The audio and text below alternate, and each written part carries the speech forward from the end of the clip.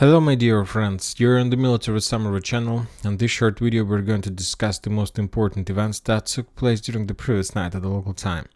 First we're going to start with North America. Today we got more details and updates regarding the meeting between the President of Ukraine Zelensky and the Prime Minister of Canada Justin Trudeau. And according to information we have, Canada promised the Ukrainians another military aid for another $500 million.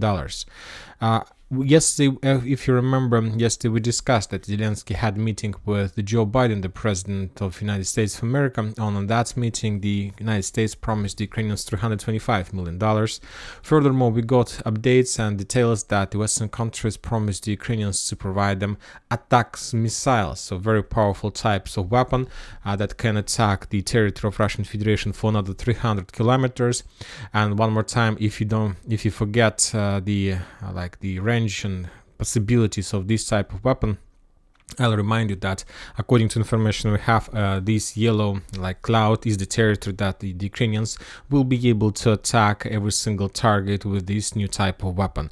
The Ukrainians will be able to attack everything from the territory of Belarus, from Vitebsk region till Crimea and Zaporozhye, and every single settlements like Bryansk, Kursk, and many Belgorod and many others.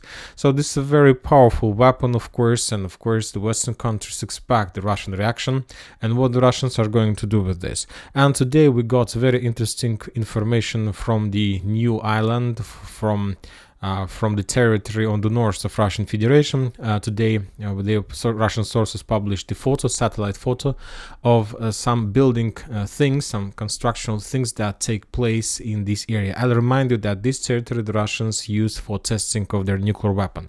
This photo dated on the June 2022, but for some reason the Russian sources took a decision to publish this right now. So obviously the Russians are planning to start testing of nuclear weapon as the first step before possible nuclear strike against Russia's enemy.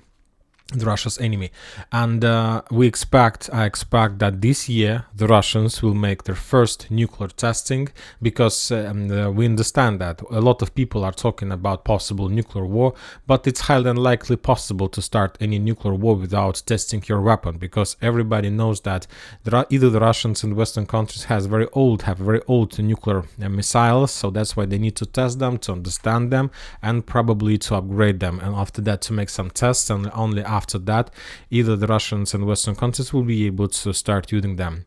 Now we'll return back to Crimea, and today we got more details and more photos, evidence of missile strike against the headquarters of Russian Black Sea Fleet. As you can see, the main building was pretty damaged. According to information we have, around 3 missiles got the target. There were around 10 missiles. Most of them were shot down by the Russian air defense, but 3 of them managed to get Sevastopol. As a result of those strikes, according to the Russian officials, just 1 soldier was killed. But according to the Ukrainian head of intelligence, Kirill Budanov, he reported that as a result of strike, around 9 people were killed and more than 16 were wounded. And furthermore, he reported that against those 9 killed people and 16 wounded were Russian generals. Of course, it's up to you who to believe, the Russians or the Ukrainians.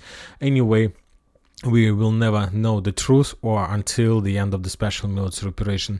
As an act of revenge, the Russians start bombing and attacking the Ukrainians. First, they made significant number of strikes with Onyx missiles from Crimea in direction of Odessa. On this video you can see the launch of Onyx missile, and later the Russian sources and the Ukrainian sources reported about explosions all over the shore in Odessa region. There were explosions in Zatoka, Sergeyevka, without any evidence or video confirmations.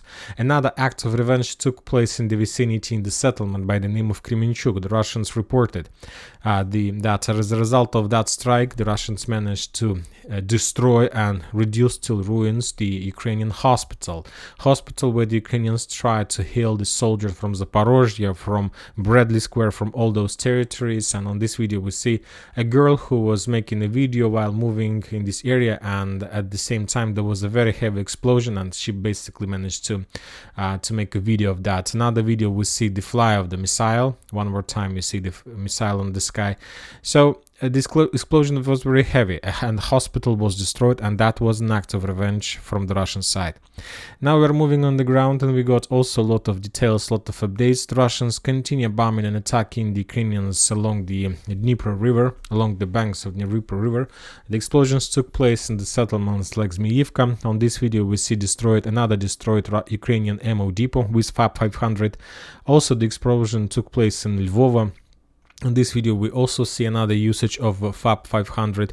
So we see the Russian overconcentration. Furthermore, we got more updates and more videos from Dachi, the settlement that located along Antonov Bridge. Also the Russians were using FAB 500 to attack and destroy the Ukrainian positions in this area. And now we are moving further to Bradley Square, to Orekhov direction. Today we got some details, just few geolocations, few videos, how the Ukrainians lost another Max Pro armored vehicle. So when talking about this territory, the front line, after a few days of very fierce clashes from the Ukrainian side, after a few days of assault attempts of the Russian supply roads, the Verbovo itself, the Ukrainians were stopped and basically were defeated.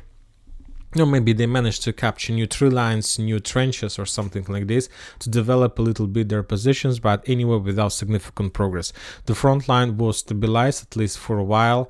We'll see whether the Ukrainians are planning to do something more. But the most important is that Ukrainian authorities, very top level authorities, reported that Ukrainians during this autumn are planning to start creating their own defense belt, the same as the Russians made, also the same line. So along from Orekhov, Gulyai Polye, and so the Ukrainians basically will try to create a defense belt, something like this one. So they're going to create the number of trenches, the number of fortifications in this line with one purpose, not to allow the Russians to penetrate, and because currently the Ukrainians expect that soon the Russians are going to launch their own counteroffensive, and basically they're not ready to meet the Russians on the positions they have right now. Also, the Russians continue bombing and attacking Avdiivka, also with the using of FAB 500 missiles, just bombs, just regular missiles, and so on.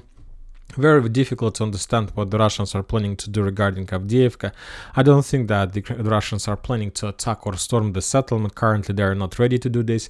They have still a lot of problems with air defense, with Zaporozhye, South Donetsk area.